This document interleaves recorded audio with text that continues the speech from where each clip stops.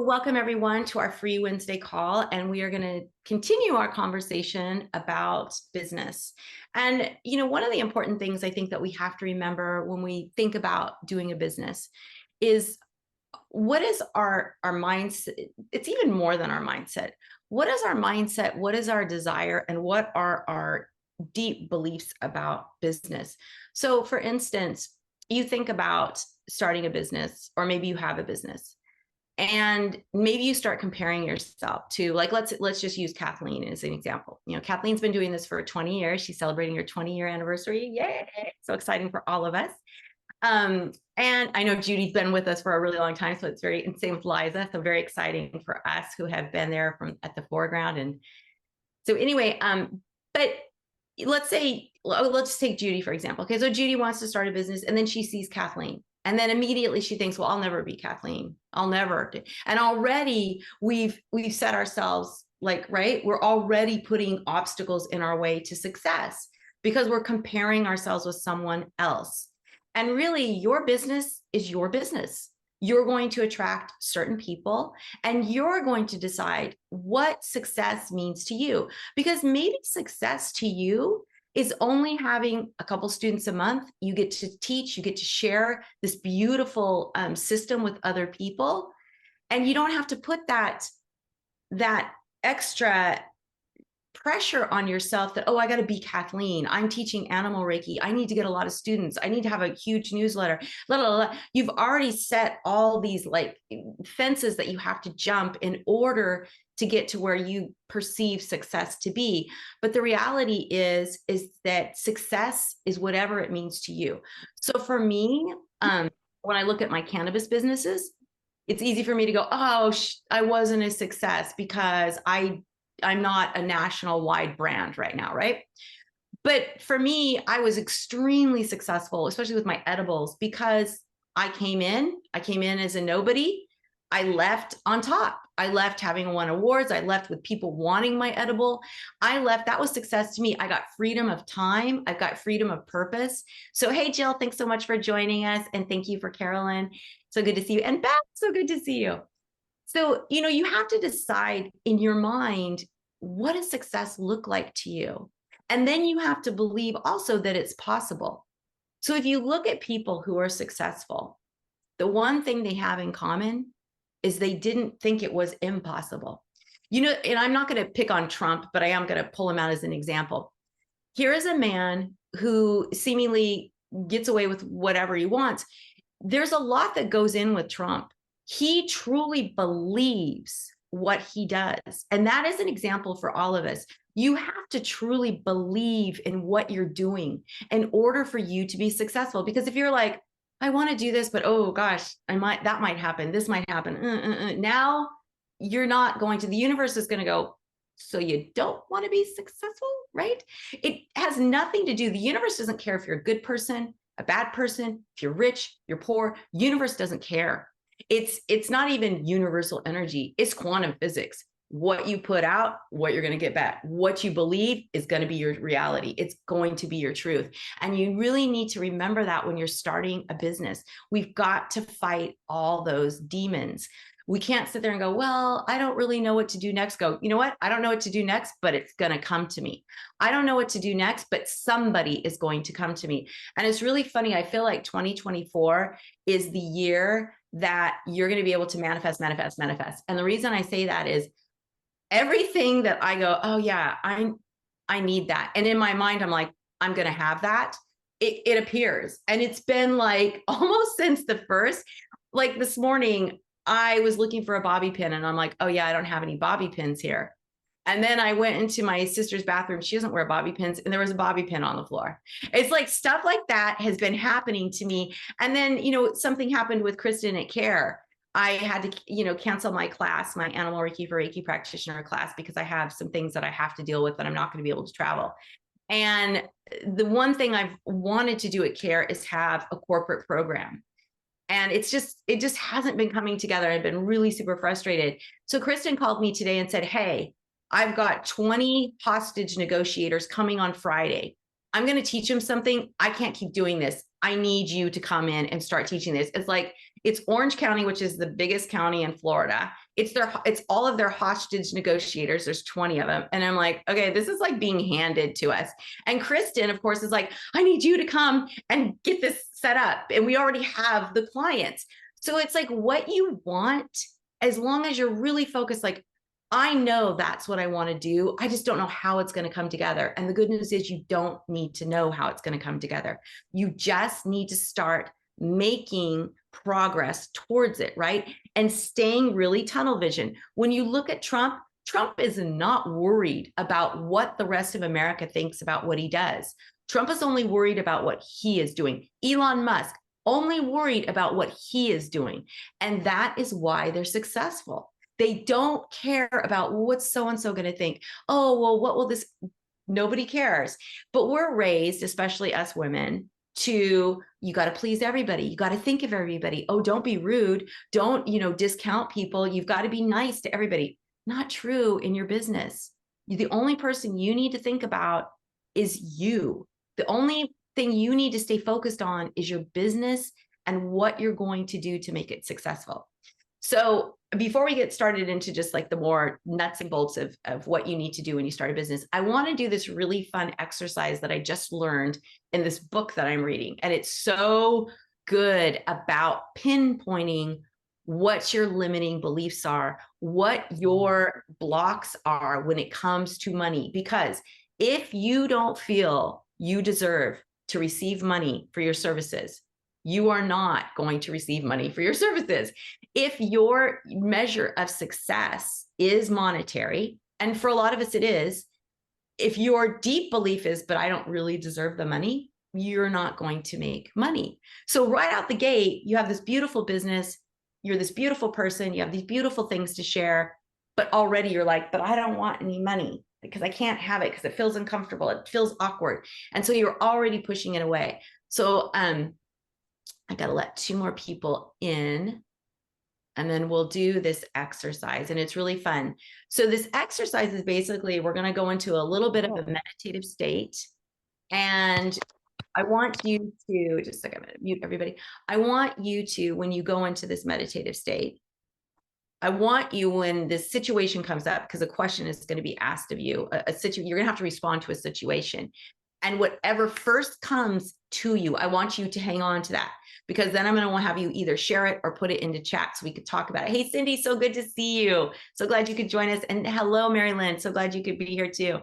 So this is the exercise. So Cindy, and we've got more people coming in. So give it a second here. Oh, so the book that I'm reading, I shared it last week, is Do the Impossible. And what I love about this book is it's written by Jason Drees. There's 2 books, Do the Impossible. So get the one that's written by Jason Drees, and I'll put it here in the chat. But what I love about this book is, first of all, it was suggested to me in my entrepreneur group, by one of these really successful entrepreneurs. And he said, you've got to read this book. I just read it. It is amazing. But what I love about it is he mixes spirituality. He went to a psychic when he was young, and it changed everything for him. So he isn't somebody who's just like, I'm all business, no spirituality, no anything besides business. He's actually more evolved than that. And the exercises that he gives you to do are throughout the entire book. So throughout the entire book, he's helping you to work on your deserve level, on your belief level, and to get rid of those blocks, those fences, things that are preventing you from moving forward, because we have them all. And I'm telling you, I have been praying for this because I have so many blocks that I am carrying with me from childhood and from school and from work and from everything, that this book is the only book that has ever given me enough information where I feel like, wow, okay, I'm empowered. I think what my dream is going to be mentored by this guy one day, because he is amazing. So Do the Impossible. I highly recommend it. I'm listening to it on audio, but get whatever format you like best, whatever is going to help you, and take it slow, because every chapter, he has you repeat affirmations and mantras, and they're very, very powerful. And I'm taking my time with this book. Like I probably should have been done with it last week, but because I really love his teachings, I keep repeating it. So that's something you can do. So what we're going to do right now, for those of you who just joined us, hello, Cherise, thank you for joining us today, is that we're going to do a little meditative experiment. And I'm going to just walk us through relaxing our bodies. And then I'm going to talk us through a scenario that you're going to envision yourself in. And during this scenario, there's going to be something that happens. And I want you to, whatever first comes to your mind when the situation happens to you, I want you to say that, because you might go, oh, this is what happens. This is what I do. And then you might start to, like, think about it and go, well, no, this is an exercise. I want to do it right. Now, what I think I should do is this. Okay. I don't want you to do that. I want you, because this is for yourself, so you can really identify what's holding you back. I want you to, the first thing that comes to your mind when the situation happens, I want you to keep it. And then we're going to share about it. So let's just get really comfortable. And I'm like, so I need to calm down. Oof. We'll just take some deep breaths, just those nice cleansing breaths, breathing deep into our belly, into our hara. So breathe in deeply through your nose, expand your belly super wide, maybe wider still, and then slowly release your breath out your mouth. So deep breath in, expand your belly, make that connection to your grounding to earth, and then slowly release your breath out your mouth. And with your breath goes all tension that you're holding onto in your body. Just a couple more of those breaths. Really releasing any stress, tension that you're holding onto with your out breath, so that your body starts to feel relaxed, starts to calm down, and starts to just sink into a more peaceful, gentle feeling. Now, I want you to envision your breath is coming into your heart.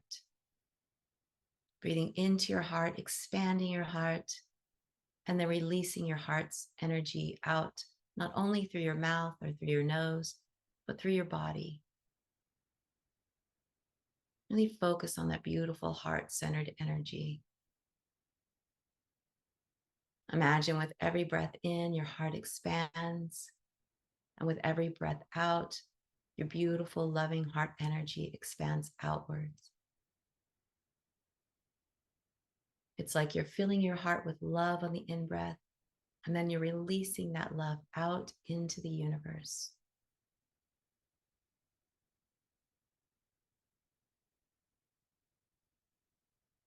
Now, I'd like you to envision yourself sitting at a coffee shop. You're sitting, drinking tea or coffee or something really yummy. You have something to eat in front of you, and you feel really peaceful and calm. It's just a nice little getaway for you to go into this coffee shop and just relax. As you sit and sip your drink, and maybe you have your journal, writing in it, as you sink into this beautiful, calm space, you notice a woman looking at you. She smiles at you, you smile back. And you return your focus to what you're doing, and you look up again, and she's still staring and smiling at you. You start to wonder, do you know her? Is she familiar? The woman stands up and comes over to your table, and she asks, do you mind if I sit with you for a moment? You're curious, and she seems very friendly, so you say, of course. She sits down. She's smiling really big. You start to smile really big. Your curiosity is piqued. What could she possibly want? She reaches over and she touches your hand, and she says, I can tell you're a really good person. I can tell you're very nice. You seem like you have the energy of a generous person. She tells you, I'm really good at reading people. I'm so good that I've never been wrong. She reaches under the table and she brings out a little satchel and places it on the table. and she says to you, I'm a billionaire and I have more money than I could possibly ever spend in a lifetime. I make it my purpose to give people money, and I want to give you $50,000. You are overwhelmed. This is so shocking. I want you to just sit in that space for a moment. This woman is offering you $50,000. Take note of your feelings. Now we're going to slowly bring ourselves back into the room. And you can open your eyes. And what I want us to share right now is, what was your first reaction? And you can put it in the chat, or you can unmute yourself and I'll try to like maybe raise your hand if you're on camera. What was your first reaction? So I'll tell you my first reaction. My first reaction when I did this was, oh my God, I can't take that. Okay, so what is my deserve level, right? This woman sees that I'm a good person. She's telling me that I want to give you 50,000. What's my first reaction? Oh, Jill, suspicious, right? Yeah, right. So when money comes to you, that's something for you to remember. Do you feel like, I'm like, let's say, Jill, you have a course and you're like, you sell it for $400 and you start to get like 3 people and you're like, am I charging too much? You'd start to feel like, right, what's the catch? What's the catch? Because we have a limiting, instead of she's a billionaire and she wants to give us, and instead of being like, wow, thank you, then you can start going, oh, okay, yeah. But your initial reaction should be, thank you. Thank you so much. Yes, Charisse, go ahead. Oh, no, I'm so sorry. I didn't want to interrupt you. Okay. I was trying to figure out how to get the hand wave thing to That's fine. Go ahead. No, I'm sorry. I feel silly because I started crying. Yeah, that's great. Oh my God, like this is, and the first thought was, wow, animals, what can I do with that money for animals? And that's why you were here. Like, I just feel, yeah, I should have been suspicious. No, you shouldn't be suspicious. I mean, it's like everybody has their thing, right? And that's why this is so important. It's an important exercise because we have to identify where we're coming from when it comes to money. So and I love, Beth said grateful grace at work. And I love that was your initial reaction. Beth, that says so much to you about your deserve level. Mary Lynn says, surprise, now what can I do with it? That's great. Let me make sure I get everybody here. And then Judy said, I would ask her to give it to charity, but so Judy, see, you're pushing it away. It's like, I want to give it to somebody else who's more deserving. Yet you could take that money and you could give it to many different charities. Like, think if you gave $1,000 to 50 charities, how that would feel to you and how that would feel to them. So remember that with your business. Oh, Erica says warmth. I love that, Erica. Yes, warmth in your heart. We all have different reactions, but this is a great exercise to practice and say, what is my deserve level? How do I feel about money coming to me? Because you will be you want to start a business, you will be receiving money. But what is your receiving language? What is your ability to receive? Is it limited? Are you pushing, like Judy, are you pushing money away? Give it away. I don't want money. Because then you have to start thinking, well, what does money mean to me? Do I feel like, like if you were raised and your parents are saying, oh, money doesn't grow on trees, or, oh, you got to work hard in order to get money. That is a big fallacy. And how do we know that? Like, most of us have grown up in the era of work hard, you'll get paid. Work hard, you'll get paid. These little Gen Zs come through and go, I'm just going to take some pictures and make $100,000 a month. And you're like, wait a second, what? Wait, whoa, what?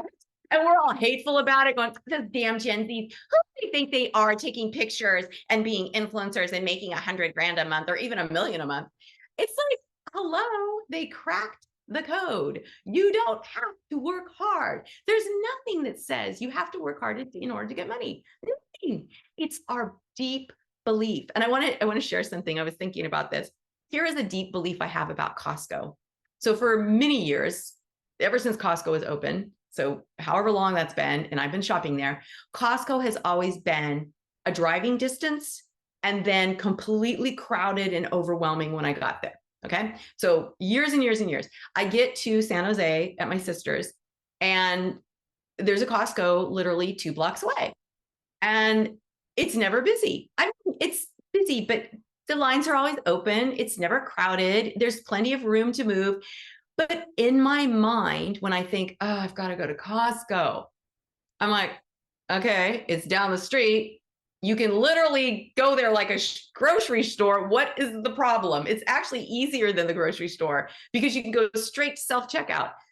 There is something in a deep mindset of mine, and it's deep, deep, deep, that Costco is hard, Costco is busy, Costco is an inconvenience. So that I want to share that with you because we have those limiting just what is it, like closed beliefs that keep us stuck and small, instead of like stepping back and going, well, that's not true. Costco's down the street. It's never busy. I can let that go. I can actually start to be appreciative of Costco. And that's what I'm going to start doing. I'm going to start saying, I love Costco. Costco's easy, because that's my reality, right? So you can say work is easy. Work can be easy. This starting a business is easy. I have lots of resources. And if I don't have the resource, it'll come to me. And that's what that book, Do the Impossible, is all about. And in fact, we had more people join. So I'm going to put this book back in the chat again. That this book is all about letting go of those deep-seated beliefs and realizing they're not true. It's not true that Costco is always busy, hard to get to, and a pain in the ass. That was my experience, but that doesn't make it true. We tend to take our experiences, our beliefs, and say that's true. So when these little Gen Zs are being influencers and they're making money, money, money, money, money, and we're like, well, you have to work hard to make money. And they're like, no, you don't.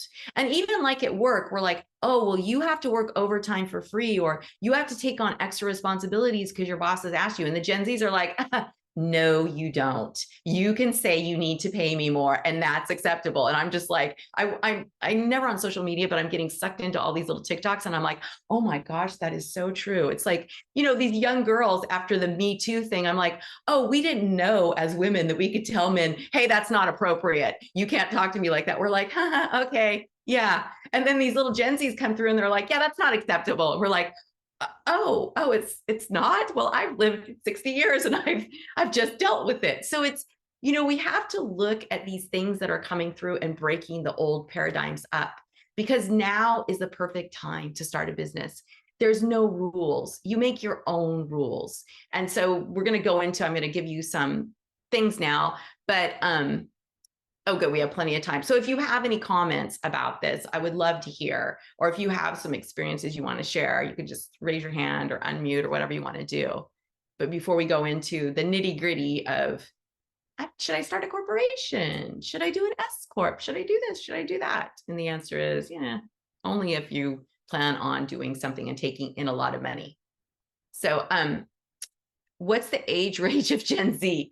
I think that the top end of Gen Z is like 28, and the lower end, I think the lower end might be 14 or 15 for the Gen Zs. I think that's their little, because then you've got the alphas behind them, and I think they're like 12 or 13. So there's, baby boomers, which I'm at the very end, and then there's Gen X, and then there's the millennials, the crybabies. And then there's these Gen Zs that are like, oh my God, like they shock us all. It's like, who are these children of privilege? And, but we could learn something from them. And they're pains in the asses, and they think that they should be CEO the second day that they get a job. But they're tearing down things. And what I compare it to is, do you remember in the 60s, late 60s and early 70s, we had the hippie generation. And you can imagine the shock of these people from the 50s and 60s in their little Ward Cleaver, outfits. I've shared this before.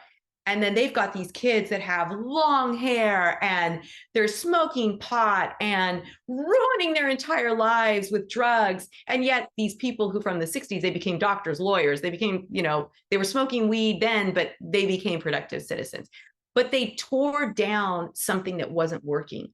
They tore down that women stay at home and be the obedient housewife. They tear down all those things. And remember, during that time, I mean, some of you can't remember, but some of us can. It was very shocking. And there were women who were like, no, we have to be housewives. And there were women who are like, hell yes. Remember burning bras. I am not going to wear a bra anymore.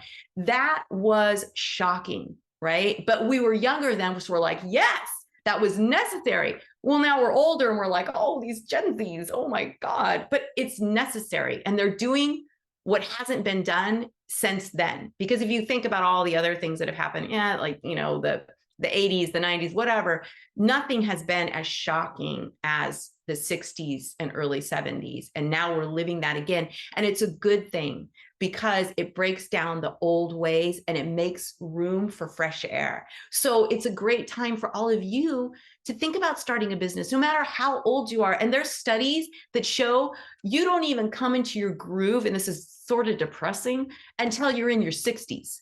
So like in your 60s is when you start to really get it. So don't feel like, oh, I'm too old for this. Because I'm telling you, ladies, there are studies in my entrepreneur group. They talk about it all the time because you get older people who are like, hey, I want to do something different, but I feel too old. And all of my mentors have said, Tony Robbins says it too. You're never too old. And in fact, when you're in your 60s, it's like everything starts to gel. You have wisdom, you have patience, you know who you are deeply. So, right, Louise Hay started Hay House in her 60s. There's so many people that started things late in life. So don't sit there and go, well, I'm too old to do this. You're not. You're never too old to start something new. And in fact, if you think about after this, yeah, Carolyn says, I'm 60 this year. Yeah, so Carolyn, yay, good for you. And then Cindy says the wise crone stage. Yes, we are all the wise crones. So, just remember these things as you go forward, because you're going to have those dips, you're going to have those days where you're like, I'm just not made for this. And then just stop yourself and just go, today, I'm not made for this. Today, I'm tired. Give yourself permission to go, you know what? Today is not the day.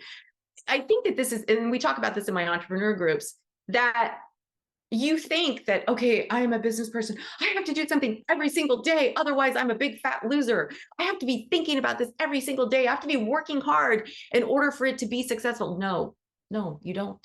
You can work on it. And that's why we talked about before. Decide how much time you want to commit to your business. Decide how much time you're willing to give to your business. And then work on your mindset and everything else. Because I'm telling you right now, if you put it out there, I'm going to have a successful business, whatever success means to you, you will get it, because what you put out, you will receive back. But it's when you have doubts that you don't get it back. And that's why a lot of us are like, well, whenever I want something, I don't get it. Well, that's because you're like, I really want this, but I probably won't get it. So that's not telling the universe you want it. That's telling the universe, I probably won't get it. And the universe goes, okay, well, you're not going to get it then. We're just going to let that go. So don't think about what's happened in your past, because where you are today is your past brought you here, but your future is completely wide open, and you can do and be anything you want in your future. Yes, all the decisions you've made have brought you here to this today, but the more you learn, the more you decide, I want something better, I want something different, then you can move forward. So Liza wants to know, how did I find my entrepreneur group? I found my first one with Dr. Hardy through Dr. Hardy. I don't know. I was following him on Medium. You can follow life coaches on Mediums. And then a lot of these life coaches, they have entrepreneur groups, and there's all different kinds of monetary, values to them. Marie Forleo does B School. I think it's $3,000. I've always wanted to do it, but I just don't have the time to commit to it.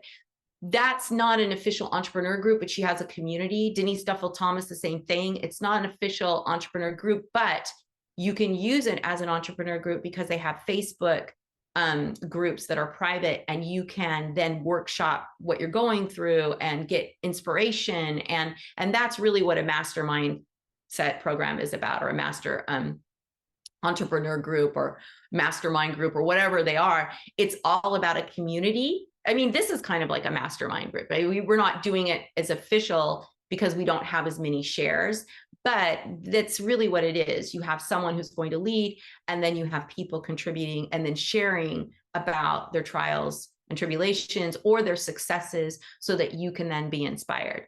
So find somebody that you resonate with, like a life coach or a business entrepreneur, somebody, and then follow them. And then they usually are either part of an entrepreneur group or they have their own entrepreneur group. And there's some that are expensive. They're like 5,000, 10,000, 20,000. I mean, I spent a lot for one of mine, but then there's others. One of the entrepreneurs in my mastermind group, Stephen Timoney, he has started one, and he's amazing, but he talks to me, right? I'll put his information in the recap email. Let me make a note. I love Stephen because he's real. He talks in very real terms. You can just get on his email list. I mean, that alone will help you get inspired, right?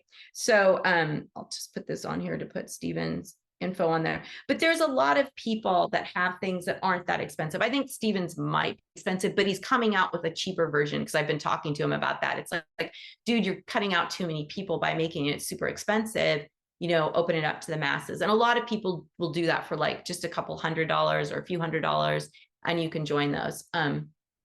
Yeah, you're welcome, Liza. And thanks for asking that, because it's important to have people, mentors that you can look to and say, wow, I want to do what they're doing, or I want to even do just a little bit of what they're doing. So I'm going to look at my notes really fast so I can get you the information you need. So when we're talking about opening our business, one thing you want to decide, so let's just take Judy, for example. Judy, you're going to start a business and you really don't want something big. You just want something, that's going to maybe just make you feel good. You want to teach. So you just want to feel good about what you're doing. And so in that case, and this is where I always advise people to join Sarah. So like, let's say, Judy's a member of Sarah. Judy doesn't really have to start a business, especially because Judy's pushing money away. She wants to give everything away for free. So Judy does not really need to have a business. And you know what, Judy? And that's okay, because you can say to yourself, my business is volunteering. My business is offering services for free. That is my business. That is my ethos. And you might want to start a nonprofit if that's the case, right? So what Judy would do in her case is say, well, I'm a member of Sarah. Through Sarah, I can get business cards that shows I'm part of a bigger community. I can get the pamphlets. There's all kinds of materials available to me through Sarah. And through Sarah, then don't really have to have a business, because there's no exchange of money. And even if it were small, I just run it through my own bank account. So maybe for me, then I really don't need a business. I can just do it through Sarah. But let's say like Liza is a different story. She wants to have a business. She does Reiki for people. She does Reiki for animals. She might have other services that she offers. So for Liza, she might be thinking, okay, like realistically, how much is Liza going to make per year? Now here is a very important thing you must look at. So Judy's being very honest about who she is. I'm going to give everything for free. And now Judy can feel relief. I don't have to worry about taking money. I don't have to worry about anything else. If I want to teach or do anything, I am going to do it for free or just for cost of materials. That's what I'm going to do until you decide any differently. But with Liza, she's going to go, okay, now Liza, when you're thinking about starting your business, you need to think, okay, let's say you want to make $25,000 a year. You need to think, what do I need to do to make $25,000 a year? How many classes do I need to teach to make $25,000 a year? What do I need to sell in order to make $25,000 a year? And then you need to ask yourself, is that realistic? Where I am now, is that realistic? Now, if it is realistic, if you're like, well, I'm already doing close to that now, so it's very realistic. Now you can decide, okay, out of that $25,000, how much do I have to commit to my business? And meaning, do I have money to commit to having somebody do my social media? And like with Sarah, at Sarah, we use Filipino assistants. We got both Ali and Trisha. We got Trisha through Online Jobs PH, but Ali was somebody I knew from a different job that I was working at, and she was only contract. So when her contract came up, I asked her to work for Sarah. Now, Sarah is a nonprofit. We can't afford American minimum wages. But in the Philippines, what we pay our assistants is actually a very good wage. So you can pay someone $10 an hour. $10 an hour is not very much. You can get 20 hours of work for $200 a month. That's pretty low. So that's $2,400 a year that you would earmark for an assistant. But if you're paying somebody $2,400 a month, you better make sure you're making 3 times that, because you need to pay for other expenses and you need to pay yourself. So there's these things that you need to stop and think about when you're thinking about starting a business, when it comes to what you're going to be charging and what you're going to be receiving, and how hard is it right now for you to get clients, because it's not going to change just because you have an official shingle up. That's not going to change. You really have to change, what you're doing, your mindset, how much time. Again, it goes back to time. Time is money. How much time do you want to contribute to this? So really think about what you need to do to bring in the money. And one good thing about that is, so let's say you're like, yeah, I'm not bringing that in now, but it actually inspires me to do it. So now you start thinking outside the box. You're like, okay, well, what are all the different things that I can do to make $25,000? And this is where that book, 10X is easier than 2X, comes in. Because if you're not making anything now and you want to make 25,000 a year, that's a huge jump. That's 25 times. So, or 2,500 times. So you want to say then, okay, what do I need to do? Well, maybe I can, reach out to corporations and have a Reiki day or whatever it is. You can start thinking outside the box in order to bring in money, but really start thinking about costs and what it's going to cost you. So let's say you decide to form a business. Well, it's pretty easy and cheap to form a business. There's a great website called nolo.com. Nolo.com has all of the rules and regulations for every state. So if you want to open up an LLC or an S corporation, or let's say you're in a partnership, you want to know how to do that in your state, nolo.com is going to tell you about that. Of course, you're going to want to check in with at least an accountant. You don't necessarily have to have an attorney. Accountants know how the ins and outs of forming a business. Like my accountant is great. But if you don't have an accountant, that is something that you might want to consider having to hire. And so let's see, nolo.com. You know what, Ivana, I don't know, but I can also figure out what the equivalent is for Nolo in Canada. Because I know we have a lot of Canadians that listen to this. So Nolo. Yeah, because when I listen, it's lots of things. It's just focusing on the states, and what I'm having a really hard time right now is to somebody to point me in the right direction regarding the regulations, regarding the where should I turn to, right? And I'm really like in the blind spot. Like I don't know what to do, where to go, because every province, just like you guys in states, has different rules, right? And I was even thinking, okay, I will just print a little bit of business card and I will print a little bit of pamphlets, and just to get myself out there. I will not charge yet because I'm still working on my 100 volunteering hours, right? And I said, okay, I'm gonna print those cards, and now you said those cards can be printed if you're going to use them for the business, but if I'm not using them yet for the business. No. So here's the thing. So Ivana, you're a Sarah member, aren't you? Yes, I am. Okay, so you just print out your cards and you just represent. It's not a business necessarily. You're just like, oh hey, I'm doing services, I'm part of this organization. So it's not like if you're going to charge, you wouldn't use the Sarah cards, because that would be, you could still say that. You're going to have to kind of have your own thing too. I should clarify. So let me think about this. You can charge, like, let's say you're like, I'm a Sarah member, like a Sarah teacher, for example. Here's a great example. I'm a Sarah teacher. I'm going to teach a class at a shelter. Well, the money you're going to take has nothing to do with Sarah. So it's like, they're not going to write the check to Sarah. They're not going to pay Sarah. They're going to pay you, however that is, like whether it's through Stripe or through PayPal or whatever you use in Canada to collect money. So you can use your card to get started, right? Before you get official. But then once you are like, okay, I'm making money, because that money's going through your account. So here's the thing, and I don't know about Canadian tax laws either. So, but I can find out for you because I have contacts, business contacts in Canada. That would be great. Yeah. So what happens is, let's say you start bringing in money. Now, here is where you are going to have to decide what kind of organization you want. I do not recommend that if you have a business and you're bringing in money, that you just, claim it on your taxes, like, oh, this is extra income coming in and I can write off, my house, like a quarter of your house or whatever that is. It's not a good way. You want to save as many taxes as possible in the United States. So for me, when I formed my my edibles company isn't good. When I formed Bake Smart as an LLC. The reason for forming as an LLC is, let's say Bake Smart goes bankrupt. I am not responsible for any of those debts personally. So an LLC protects you from any type of situation where, like, let's say, something happens, somebody sues you, whatever, through your business, you're not personally responsible for any debt of your business. That's really important.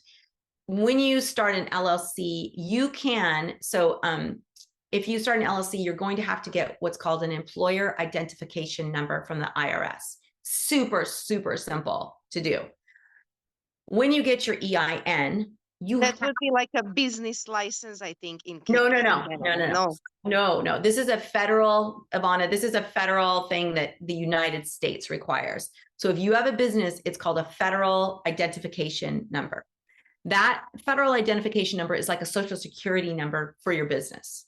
So when you apply for it and you say, hey, I'm an LLC, and it's just a short little form you go through, there is a place where you can mark on that, and I'm not going to talk about that here because it's just too long, but I am going to do a course on this, I think, just to kind of walk people through all these different things. But there's a place where you mark that I want to be taxed basically as an S Corp, I think it is.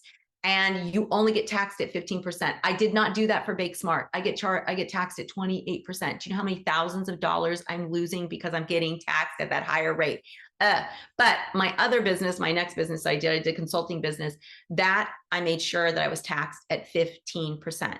That is a huge savings on taxes. Also, when you have an LLC or any other type of organization, now you're official. Now with the IRS, like for my LLC, I do. Now, again, you're going to have to check with your tax accountant. I'm not a tax accountant. This is just my experience. Because I'm an LLC, it's a Schedule C on your tax returns. So then if I lose money in my business, that reduces my tax liability across the board. Because now they're taking, like, let's say if I'm working full time, but I also have this business, but I lost money in my business, and you get to write off everything. You get to write off supplies. You get to write off part of your house, of course. You get to write off electricity, your phone bill, like your cell phone, part of that. You just have to make sure that you're doing things like this is just for business. But there's so much that you can write off and save money. So when you start your own business, really be mindful about ways that you can save money right off the bat. And that is by forming an LLC. So like for you, Liza, forming an LLC and having that is really going to help you with taxes. It's going to help you with protection. It's going to help you in a lot of different ways. Then you got to think about, well, like in Liza's situation, if you're touching people, you better get insurance. Even if you're doing animal Reiki, like I don't have insurance, but I always keep myself pretty safe. If you're going into people's homes where they have animals, you might want to consider some insurance for your business, or at least for yourself. So who would be the best person to contact? Would that be, like you said, accountant? Would the accountant know all the laws? And it's Canada, I don't know, but yes, for everybody, talk to your accountant, because your accountant, Ivana, will be able to steer you in the right direction. Okay. That is what they do. They know what the rules are about taxes. They know what the rules are even about insurance. So just talk to your tax accountant, and it's much cheaper than talking to an attorney. And then Carolyn says, hey, Carolyn, thanks so much for chatting. In Canada, you can incorporate and you can get a business number, which is your business GST number for taxes. Yes, that's what it is in Canada, the GST number. So when you're talking about a business number, so once you do all this, or even if you don't do an LLC, if you don't do a corporation, let's just say you want to do business in your town, now you go to your local clerk's office and you find out from them what it takes in order for you to start a business there in your town. And so they'll say, oh, you need to get a business license. This is how much a business license is. You might have to pay city and county taxes if you open a business in a certain, so like Portland, Oregon, city taxes are so freaking high. They tax you so high on having a business there. It's a horrible place to have a business. But outside of Portland, it's not as expensive. So you just go and look at it. And like, for instance, you can go to your state and there are websites, and I'm going to pull up this one so I can kind of, let me see if I can share my screen. And I'll show you this one for California. It's really helpful because it just kind of walks you through. Oh my gosh, I hope I didn't shut it out. Oh. No, I didn't. Okay, let me share my screen. Okay, so this website in California, I just Googled how to start a business in California, and it came up with a government site, and then it walks you through this, choosing a business structure, registering your business. You can find a center in your local area where you can get help, choosing your business structure. It goes through all of these different things and it gives you different links. So don't be afraid to Google stuff and just say, where can I get started? Because each state usually has a website like this. And again, for those in the United States, you can do nolo.com, but I'm sure, Ivana, in Canada, there is also a government website where you can go and get information. And then, of course, talking to a tax accountant about this, he'll be able to direct you to other professionals. And then, let's see, I want to make sure there's no chats. So, and thank you so much for that, Carolyn, because yeah, in Canada, it's different, but then it's also not. And then checking with the Canadian Revenue Agency too, Ivana, would be another great idea. So let me just go back to my notes here and make sure that as we go down. So you want to just figure out what your legal structure is, you know, figure out your business name, your registration, your tax IDs, all of those. And now we got to talk about banking. So it's really good to have your own separate bank account. The only way you can get a business separate bank account in the United States is by having an EIN. But again, it's so super fast to get an EIN. You literally just submit the request online and you go through the IRS department, but talk to an accountant if you can, if you have one. If not, you can always reach out to me and I can walk you through it. But it's just a really simple way to get an employer's identification number. And then when you go to the bank, you give them that, you give them, you're going to set up whatever your business structure is, whether you're a corporation or not. And then you give that to them and then you have your own little business account. And you might want to talk to your bank. They might not need an EIN. That just was my experience, but that doesn't mean, this is just my experience. This doesn't mean don't take this as gospel. Don't take this as, oh my God, I have to do this. Just talk to your bank. Talk to whoever you're going, hey, I have a small little business. It's nothing, but I'd like to keep my funds separate. So, or maybe you just have a PayPal account. You know, if you have a PayPal account and the money's coming to you and you only do it for your business, you can go, oh, okay, well, this is how much I collected for my business. And then you can deal with it that way. So just make sure that you're addressing your banking. And I can't really give you advice on this is the best way to do it because everybody's going to be different. And then, you know, making sure you go and get your permits, your accounting system. If you're going to be small, you know, PayPal is a great accounting system. You just do it right through there. It's kind of a great way to collect money, or Stripe. I don't love Stripe. I like PayPal better. And maybe that's just kind of like the Costco situation. I just feel like PayPal is a little easier. I never had problems with PayPal. I've had problems with Stripe. So, you know, find out who you want your payment processor to be. If you even need one, you might just use Venmo. If you're small, just whatever feels comfortable to you, but just know that you might, if you get really busy, you might have to scale up. So always just kind of having in the back of your head, maybe a backup plan for when you do get busy, if that's your plan and your role. And now So you've got all these things done. You got to build your team, but maybe your team is just you, and that's okay. But here's the thing about having just you as your team. If you don't like social media, or if you're spending so much time on social media and you're not getting any business on social media, that is a waste of your time. So you have to be really cognizant about your time is money. Look at yourself and your time as if you were your own assistant. Are you wasting time? Like, would you pay an assistant to just do social media and never get any type of return? Probably not. You would look at that like, hey, that's kind of a waste of money. Maybe I need to be focused on my newsletter or my weekly email, whatever that is to you, and focus on that.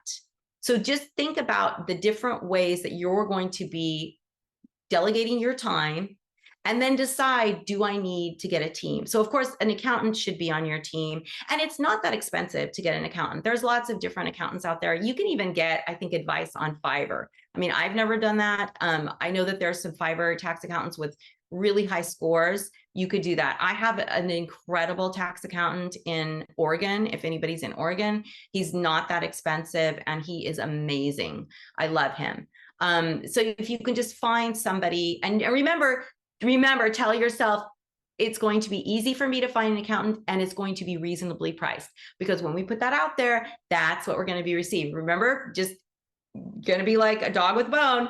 I'm going to find a reasonable, very smart tax accountant, and it is not going to cost me a lot of money. That's what I did with Jerry, and I found Jerry, and he is absolutely amazing. I'm so lucky. So just think about your team, or maybe your team is just you, but if it's just you, respect your time as if you would a team. Like, go, okay, I'm going to put on my executive assistant hat, and I'm going to be doing admin stuff. Now I'm going to put on my social media hat, and I'm going to be doing social media. Try to segment your time so that you're not going, I'm going to do admin, I'm going to do social media, blah, blah, blah, blah. Because what will happen is the day will end and you will literally have gotten nothing done, and you will have worked the entire day, and you'll be exhausted, tired, and have very little to show for it. So just make sure, like, you're like, okay, I'm going to do social media, and set a timer, 2 hours, 1 hour, whatever that is. Once that timer goes off, go boom, I'm putting it away. I'll address it again tomorrow. And be really respectful of your time as if you are looking to your boss, right? You're going to imagine there's two of you, and there's boss you going, hey, I told you only 1 hour on social media. Stop. Get out of there. Do something else. I need you to get on admin.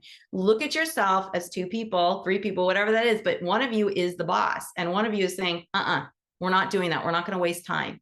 So really protect your time as if you had a job. Because remember, if you have this beautiful gift of being able to work for yourself, that's so much better than having to work for somebody else. So treat it as such. Treat it as if you have a business, because when you do, you will be shocked at how your business becomes an official business, because you're treating it like that. If you treat your business like, well, yeah, whatever, and you're not professional with it, then that's the kind of business you're going to have, right? The energy you put into it is the energy you're going to get out of it. So always treat your business with respect and love and joy. And remember to respect that time. So Online Jobs PH is a great place to go get the Philippine assistance. I know that there is one in India. I've never used it. You'd have to Google how to find those.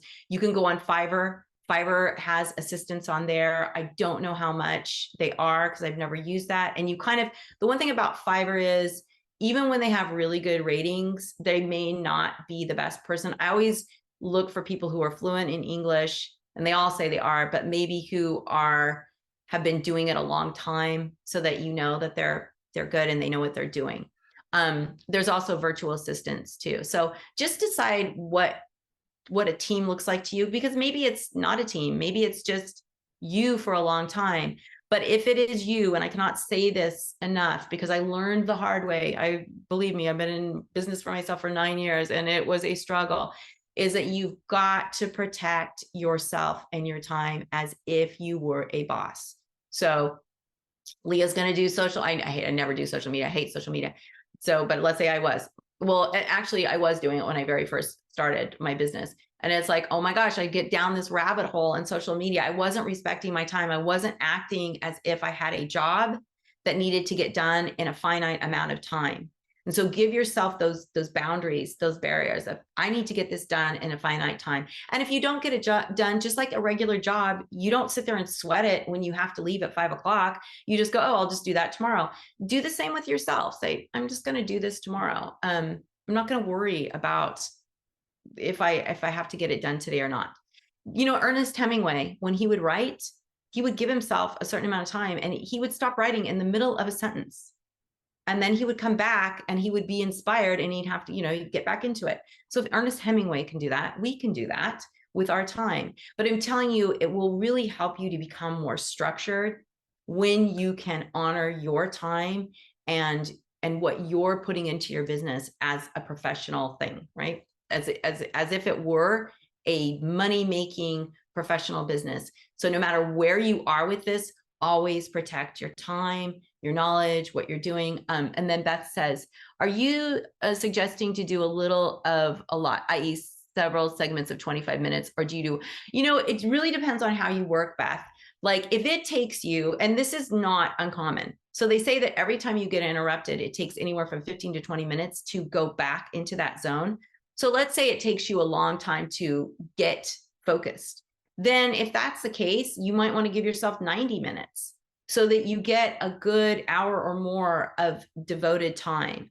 And, you know, when you do that, when you can give yourself large blocks of time, just like with journaling, then you find that more starts to come to you. Right? So you start to write ideas, you start to do it, just allow yourself, just allow the knowledge to start coming to you because it might take you time. The Pomodoro effect is really good for the 25 minutes for social media because what is social media? You're like, la, la, la, la, la, la. You don't need to be focused like this.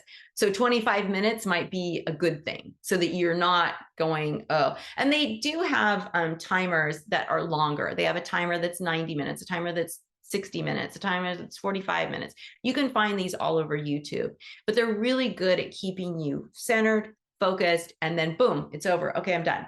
And then and don't forget to give yourself breaks because one thing I did do, oh my God, it was so horrible. I was in the worst shape of my life for the first 2 years of my business because I wouldn't give myself the time to go work out or to go just take a walk. I'd be like, no, I've got to get this done. I've got to get this done. I've got to get this done. And the one thing that changed my whole life was COVID, because when I got COVID, I was bedridden for like 3 months. I could barely walk. And I had a thriving business. I had Bake Smart. I was, you know, I had people placing huge orders. I mean, I was just like, oh my God, what am I going to do? Well, there's a thing called a self-managing business.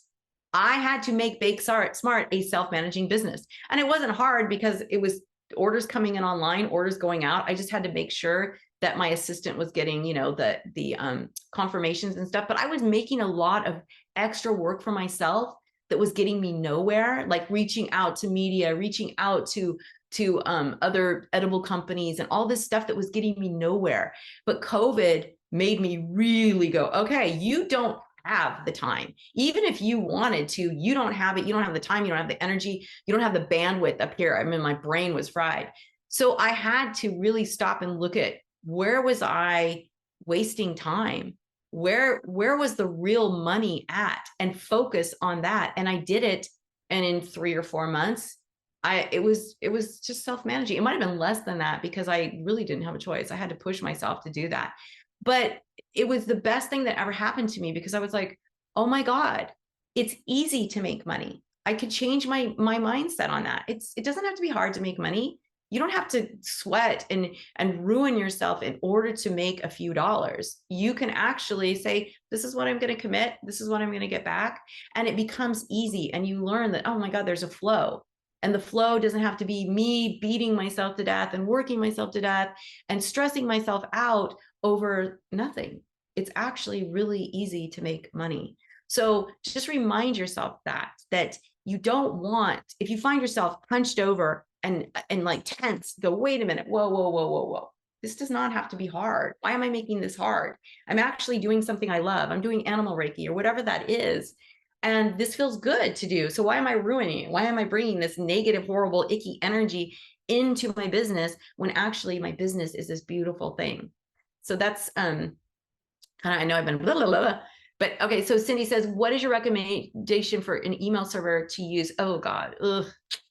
Cindy, I wish I had a good answer for this. It's such a horrible, horrible situation out there. So I use MailChimp for my classes. I'm going to pull that over to Constant Contact. They're all expensive. They're like $60 a month. If you, I mean, they're free. A lot of them are free when your newsletter is small, right? So under, I think MailChimp is under 500 people. You can use it for free and it's great. I've had problems with MailChimp though, with my classes, like my students, I think you might have experienced this, Cindy, like the first lesson that goes out, it goes straight to spam because MailChimp has this weird thing set up. So MailChimp has its issues. We don't really have that with Constant Contact that I have seen, but I'll find out when I do my classes on there.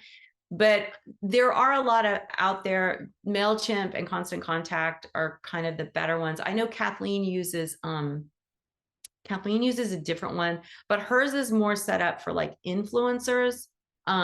It's more like picture centric. It was supposed to be really easy to use, but I'll email you what that is. I have to look, Cindy. I can email you. But I really don't have a good remedy. I researched that last year and really just came to the conclusion that Constant Contact and MailChimp are the best. Now, the good news is that changes all the time. So what I always do, Cindy, that I encourage everybody to do is go on Google, say, who is the best email server?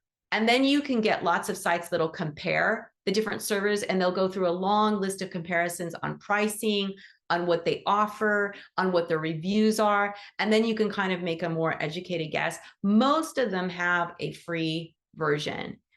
Sometimes the free version is a little bit limited, but sometimes not. So yeah, the email server, I wish I had an easy one, but when you have money, it's easier to get a better one. But when you're first starting out, MailChimp, I think Constant Contact has an easy one too. And then Mary Lynn says, if giving an animal Reiki presentation, what ideas can you offer? Oh, let's do that next week, Mary Lynn, because we have that new shelter thing that I created, and we can talk about an animal Reiki presentation or any type of presentation when you're presenting your business and yourself.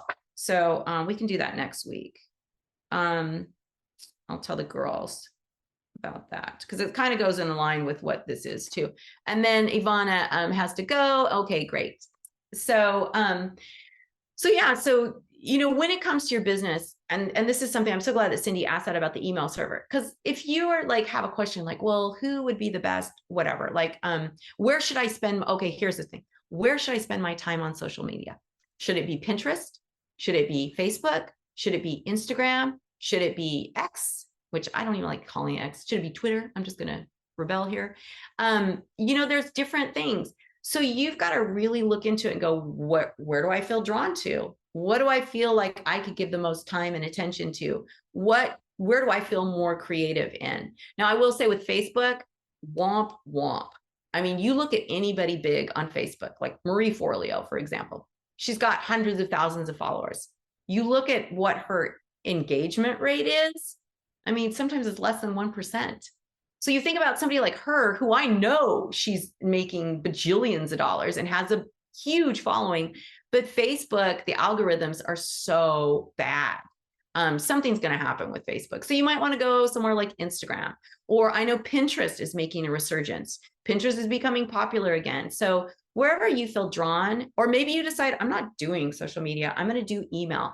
I will say this, studies have shown email is still king, which I find crazy and fascinating all at once, because my email inbox, I don't read everything, I delete stuff, but the ones that I am interested in, I do read. And so you got to think about yourself. If you're giving really engaging content, then you're going to get a response.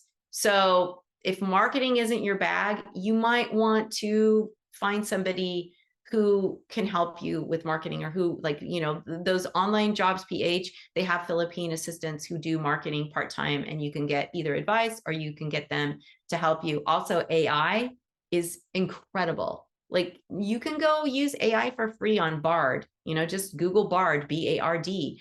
And you just tell Bard, I have an animal Reiki business. I want people to know about my classes. Give me 10 social media headlines for my classes. Boom, 10 right there, 2 seconds. You go, Bard, this sounds like crap.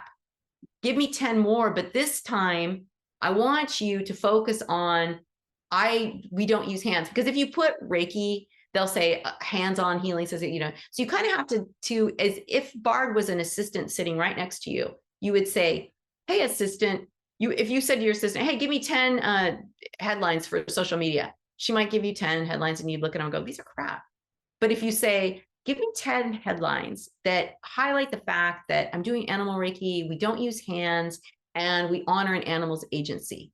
Now you're going to have something a little more curated and a little better, but you might still have to tell Bard, that's not exactly right. What I'm looking for is whatever that is. And then Bard will, I mean, you could go on Bard forever. They're just, it's inexhaustive, which is also what I love, because an assistant would go, oh my God, I've already given you 20. Do you really want one more? I mean, please just pick one. But with Bard, they're like, of course, of course. And I love AI because it's always like, I'm so glad I can help you. I love that you're doing animal Reiki. Good luck with your endeavors. I just am like, AI. So go on Bard and use Bard. Like, Bard, I'm stuck. I need to put something on my website. I don't even know what to say. And you just have him spit it out and go, oh, that sounds good, but I'm going to change this, right? Because I found out, oh my gosh, you guys, one of my students, my audio course students, is using AI for her homework. And the reason I know that is because I use AI and I know how AI talks. And so I was like, her first assignment, I was like, this sounds awkward. I don't know about this. And the second one, I was like, huh. And the third one, I was like, she is really speaking weird. And the fourth one yesterday, I was like, oh my God. So I went into Chat GPT, because I have a paid version of that. I said, hey, Chat, I'm doing animal Reiki. Here's the 3 homework assignments.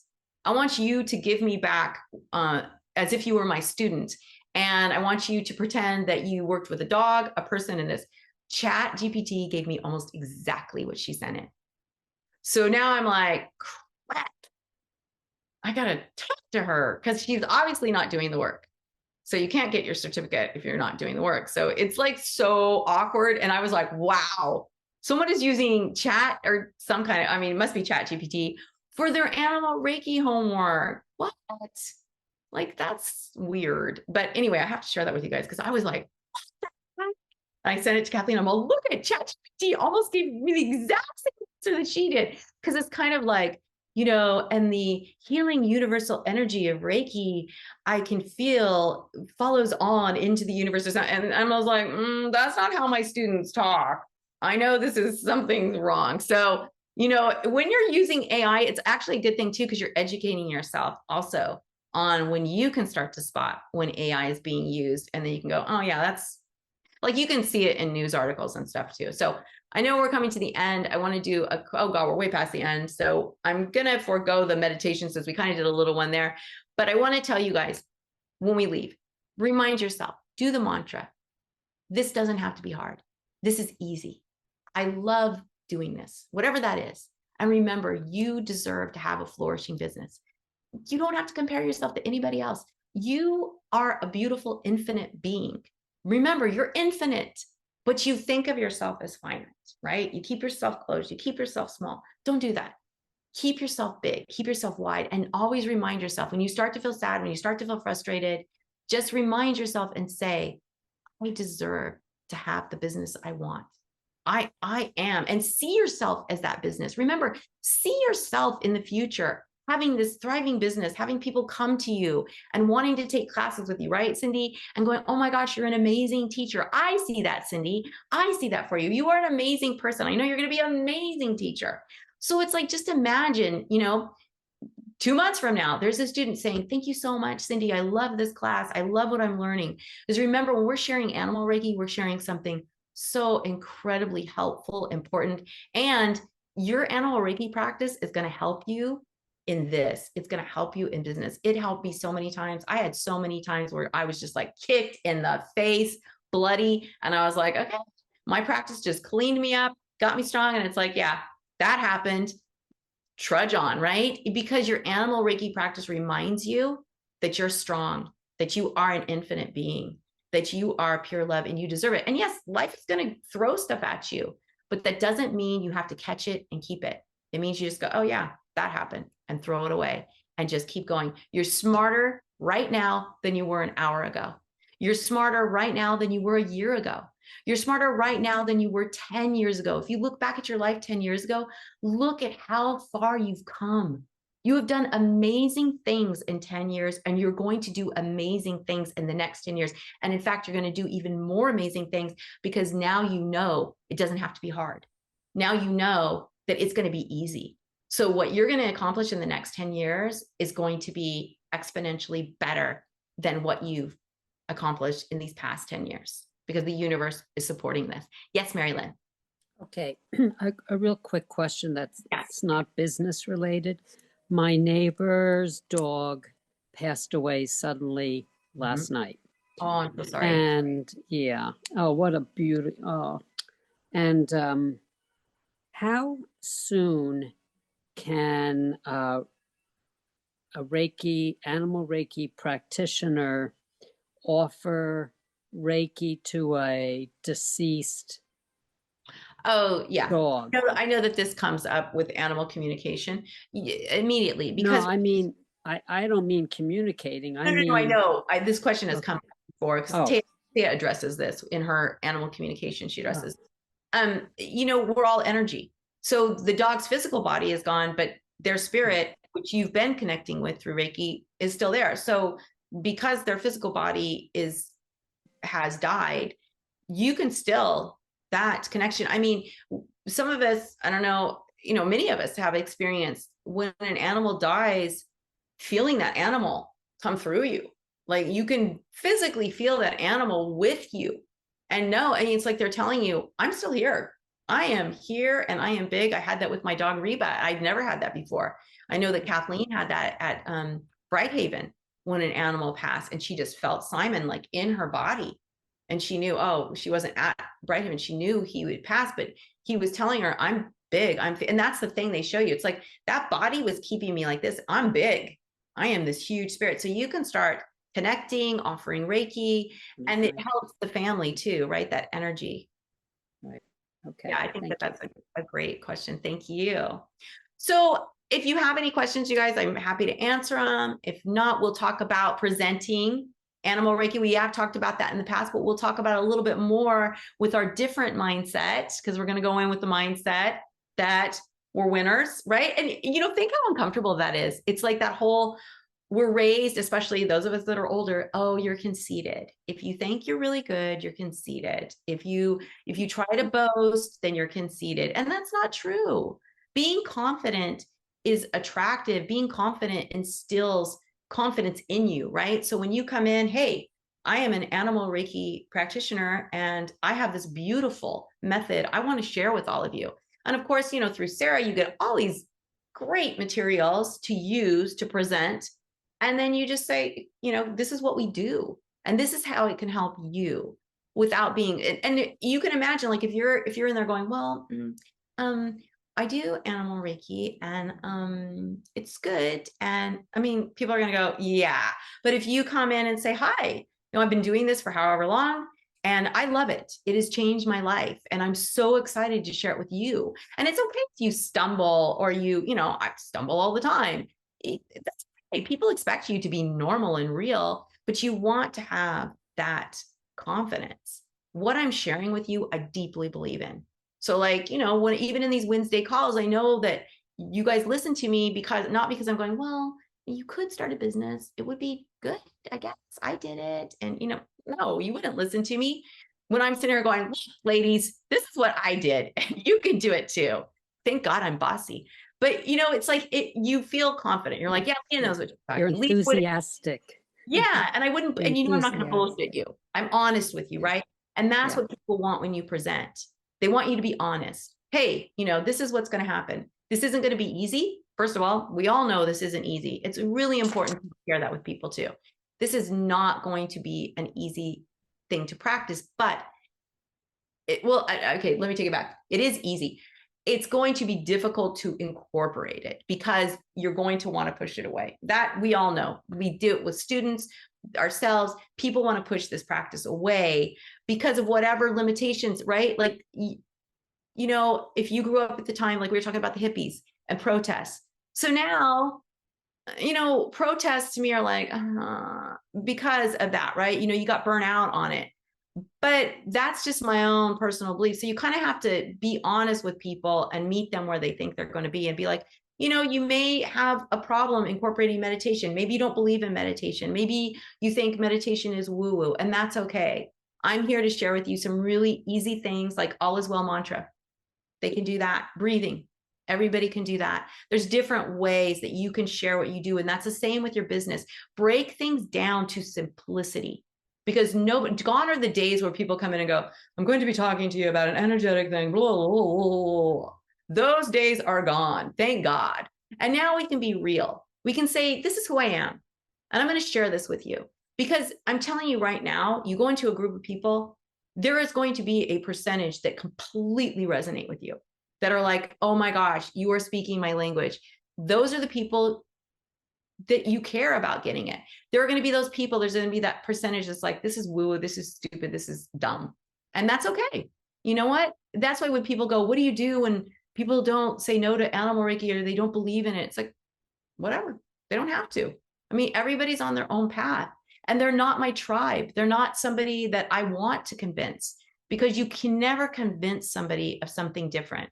Like if you have opposing political views with somebody, can you convince them to come to your side? No.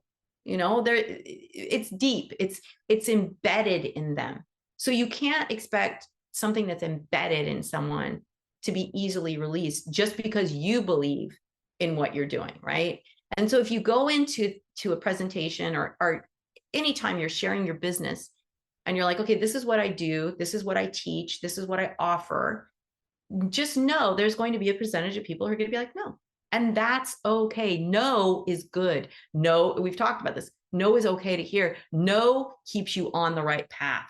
No is like, don't go over there. Stay over here. Because like when we started Sarah, you know, and I told you we had, I don't know, 27 people, and like 9 of them were like, no, we're not going to be donating back to a shelter.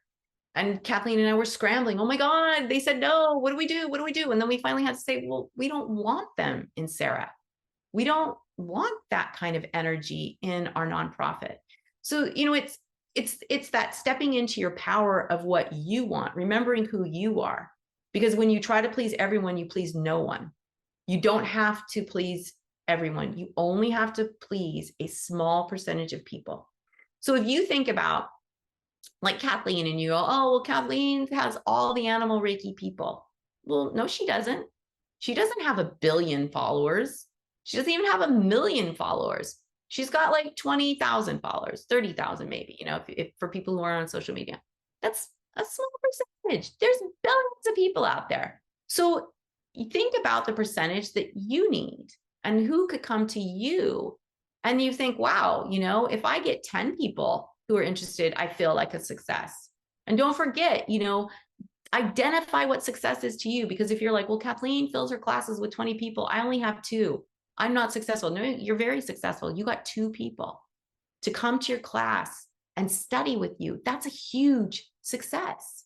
Kathleen started with very small classes just like that. You can't expect people to buy into what you're selling and what you're offering until they hear it, till they understand it, till they see you, till maybe they experience it, and then they start to slowly open up. You know, in marketing, I think they say that you have to see something 7 times before you commit to purchasing it, or even like getting interested in it. So don't give up.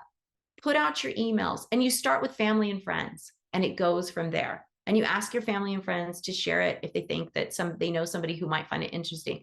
And I'm telling you right now, I share things like from people from my entrepreneur group. I share it because I'm like, oh yeah, I found this really interesting. Denise Duffel-Thomas and Marie Forleo, I love them. They're amazing business women. They're amazing role models for women like us. I share their stuff all the time because they're amazing. So, you know, just know that you have a tribe. You're going to be successful. The only thing that's going to prevent your success from happening is you. And literally that is the honest to God truth. So maybe I'll get out of my PJs and turn my camera on next week. Oh, okay, Carolyn. We don't care. We don't mind. And we're grateful that you're here. And so I should close because I'm taking you guys way past time, but I really appreciate you sticking it out. And, you know, as women, we are in this together. And it's so important for us to be out sharing our skills with others and having businesses. Because guess what? Women are way more generous than men. Women are more likely to donate. So if you're out there and you have a business and you're giving back to your communities, like, you know, Judy, she's out there volunteering. She's showing what that means to her. Her business is completely entrepreneurial, but it's also a nonprofit, right? So Judy, don't discount yourself because yours is volunteer. That is necessary, that is needed, and you're out there and you're sharing what a businesswoman looks like who gives back to the community, who can afford to give back, right? So you become a role model immediately. People will look at you and go, oh, wow, Judy's doing this. This is amazing. This is so great. And that inspires people. So don't ever discount yourself and what you are offering, because you are inspiring someone. And then that just goes on and on and on. And we can think about Kathleen. She's celebrating her 20-year anniversary this year. 20 years ago, she started Animal Reiki Source. Now that, you know, 1998 was when she learned Reiki, and immediately I think she practiced on animals or shared Reiki with animals for 6 years before she opened her business, right? Or yeah, 6, because I think that for the first 2 years she was just doing humans. And so you think about her and how she started. We all have to start somewhere. But the most important thing is that you start, that you make that step and you encourage yourself, because you are your own worst critic. You can hear all this from me. You can hear it from other people, your partner, your friends. They can all tell you, oh my God, you're so great. You're so great. But if you don't believe it, then you're going to be the one that keeps you from progressing forward. So just always remember that. You are amazing and you are here. And the fact that you are here says so much about this. So get out there, share your light, ladies. We talk about this all the time with Animal Reiki. Share your light. People want to. Can you imagine like Anne's holding back her light? And I'm like, Anne, I want to learn from you. I want to share your light with me. And Anne's like, I don't know. I just can't. I don't feel good enough. And it's like, oh my gosh, that's the most selfish thing you can do. Share that light, ladies. Share it. Even if you start off like Judy and you're just volunteering, share your light because it's needed. And Beth, I know you need to hear this because Beth is always hiding in the corner. And I love, Beth, your whole experience with the lady giving you money is like, oh my God, that was amazing. See, you're ready to receive. So you need to put yourself out there and receive that money. All right, ladies, I know I've said goodbye. I hate to say goodbye. Yes, Liza, I love your dogs too. Marilyn said she loves it. I know they're so sweet. And they always, and it's so funny, towards the end, they always go, oh, okay, he hit you. No, hug me, mama. Hug me. We're coming to an end.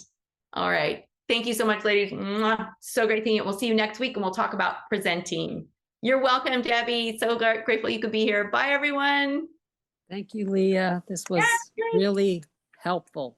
Good. I'm glad you. Bye. Yeah. Bye. That was you. great. Bye. That was great. Thank you so much. Bye.